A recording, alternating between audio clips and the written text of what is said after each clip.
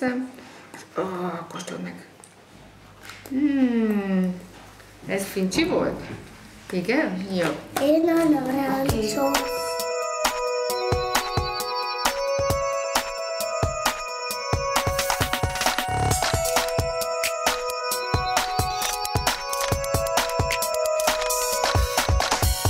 Legelőször is annak örülök a legjobban, hogy biztosan tudom, hogy megették a napi fél kiló gyümölcsöt. És akkor nem kell izguljak, hogy akkor még hányan már, meg mit tömjek beléjük, meg mire beszéljem rá őket, mert egyrészt nem kell rábeszélni őket, másrészt tukira megvan a napi adag. Őszintén szóval nekem szerencsém van, mert a 2 gyerek közül egyik sem problémás gyerek.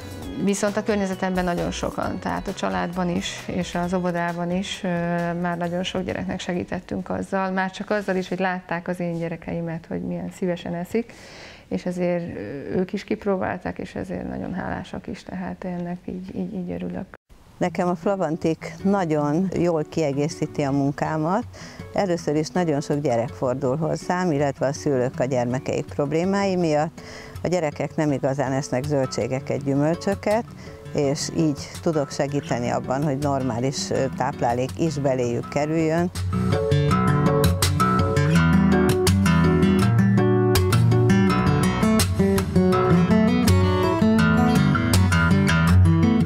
Amit én nagyon fontosnak tartok, ha a gyerekek táplálásáról van szó, hogy amikor ők fejlődő szervezettel rendelkeznek még, tehát növekedés fázisában vannak, és előjönnek növekedés közben különböző panaszok, fájdalmak, térdefáj, derekafáj, ez mind amiatt, mert elkezd nőni a szervezete, és minél nagyobb hiány lép föl, annál súlyosabb tüneteket tud produkálni. Tehát ahogy valaki egy gyerek esetében növeli a mozgás mennyiséget, úgy feltétlen fontos, hogy azokat a tápanyagokat is megegye, ami nélkül nincsen élet. A gyerekek, ha nem is vízzel isszák meg, hanem úgy elszopogatják, hát dugdosni kell előlük, tehát élvezettel fogyasztják, és ezáltal viszont sokkal egészségesebbek.